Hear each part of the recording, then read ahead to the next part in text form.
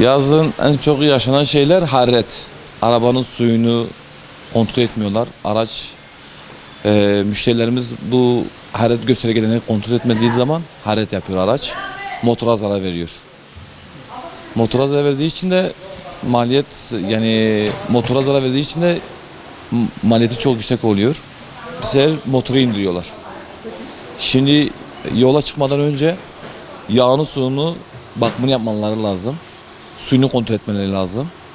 Ondan dolayı dikkat etmeleri lazım. Anlamıyorlarsa herhangi bir ustanın yanına götürsünler. Yani herhangi bir atölye yanında servise götürürler. Kontrol etsinler. Oradaki ustalar bir kontrol etsinler. Ne var ne yok, suyunu muyunu, fanı çalışıyor mu çalışmıyor mu hepsini kontrol etsinler. Araçlar motor bakımı niye önemli? Şimdi araçların belli bir kilometreleri var. Şimdi belli bir kilometreden sonra motor parçaları biraz aşınma oluyor. Aşınma olduğu için motora zarar veriyor. Onun için yağını, suyunu kontrol etmeleri lazım. Özellikle yaz sıcaklarında yani suyunu, motorunu, yağını, herhangi bir fanını onları kontrol etmeleri lazım. Şimdi yola çıkmadan önce lastik havalarını kontrol etmeleri lazım.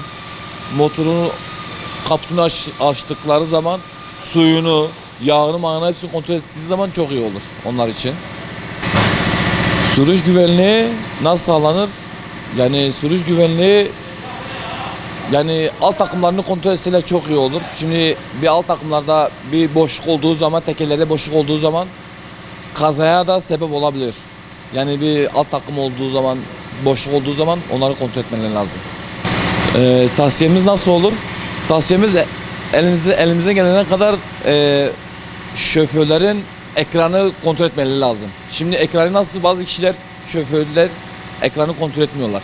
Şimdi ekranı kontrol etmediği için hararet lambaları var orada. Şimdi her zaman önlerine bakıyor, ekrana bakmıyorlar. Hız yapmamaları lazım. Şimdi hararet ışıkları var orada. Kırmızı ışıklara her zaman dikkat etmeleri lazım. Şimdi özellikle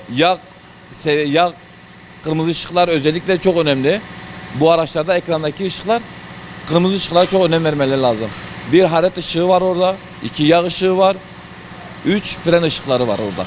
Onlara çok dikkat etmeleri lazım. Onları gördükleri zaman aracı muhakkak istop etmeleri lazım. Yağını, yanına fren yağını, yanına hararet suyunu kontrol etmeleri lazım.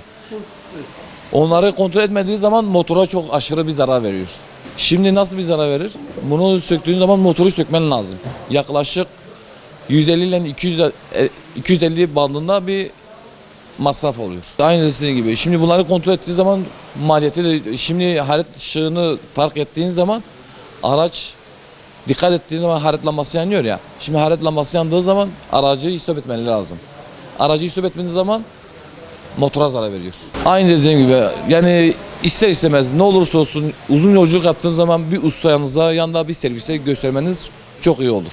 Maksat hem sizin can güvenliği için hem de aracın can güvenliği için sizin için daha iyi olur.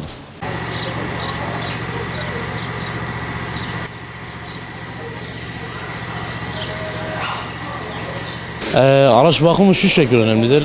Malum havalar sıcak olduğundan dolayı aracın bakımını vesaire suyunu, yağını, antifrizin kesinlikle kontrol edilmesi gerekiyor. Ve lakin 2-3 günde bir kesinlikle sabah kalkıp kapıyı açmanız gerekiyor.